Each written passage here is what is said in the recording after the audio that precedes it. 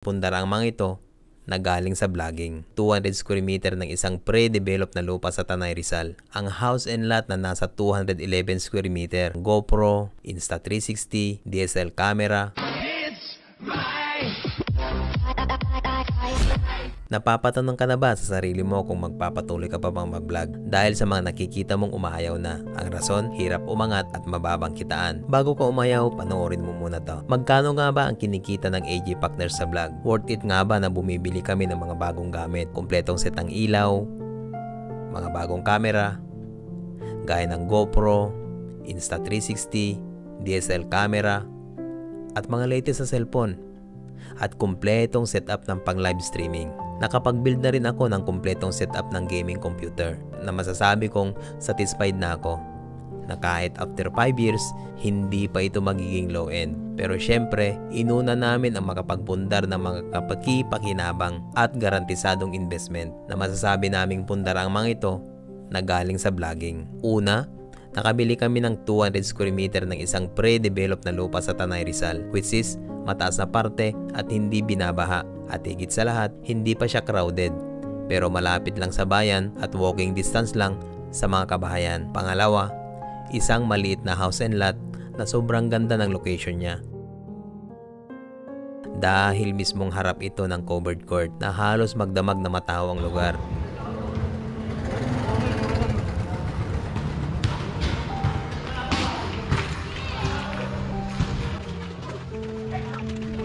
Dahil bukod sa covered court, katabi pa ito ang simbahan at eskwelahan. Pangatlo, ang house and lot na nasa 211 square meter sa mismong palengke sa aming bayan sa Cagayan Valley, na siyang maganda itong patayuan ng establisimento ng commercial o apartment. Kaharap mismo nito ang palengke ng aming bayan. Kalapit din ito ng mga simbahan at eskwelahan. Sa harap nito ay kalsada na siyang dinadaanan pagkagaling ng palengke. At daanan ito papunta sa Baywalk na planong gawan ng malaking park bilang tourist attraction sa aming bayan na siyang nagtulak sa amin para i-priority itong bilhin kahit medyo mataas ang presyo. Meron itong bahay na kung tutuusin ay pwede na siyang dirhan kung hindi ka choosy. At konting renovation naman kung ang choice mo ay titirhan lang at hindi pang negosyo. At nag-invest na din kami sa mga banganteng lupa na hindi napapakinabangan. Lupa na to. Ang mga matataas na parte ng aming lupain na siyang nakatiwangwang lang, pinahukay namin ito at ginawang bukid para masaka ito.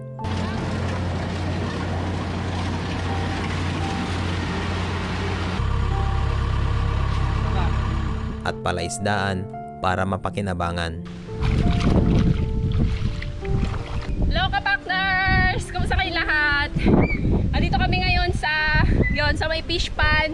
Ang ilang parte naman ay pinatamnan ng mga puno na namumunga at mas lalong kapaki-panginabang pagdating ng panahon. Ito ay ilan lamang sa pinaglaanan namin sa mga kinikita sa vlog. Mga mas importanteng bagay na sa darating na panahon ay siyang kapaki-pakinabang. Vlog ang aming pangalawang pinagkakakitaan, kaya hindi kami nanghihinayang mag-invest ng mga makabagong gamit para sa mas magandang kalidad ng aming pinapalabas. Lahat ng mga nabanggit ko ay galing sa vlog, which is mahirap paniwalaan dahil nandito kami sa South Korea. At syempre, isipin ng iba, galing sa sahod namin yung iba. Anong connect sa vlog nito ang mga kinuwento ko?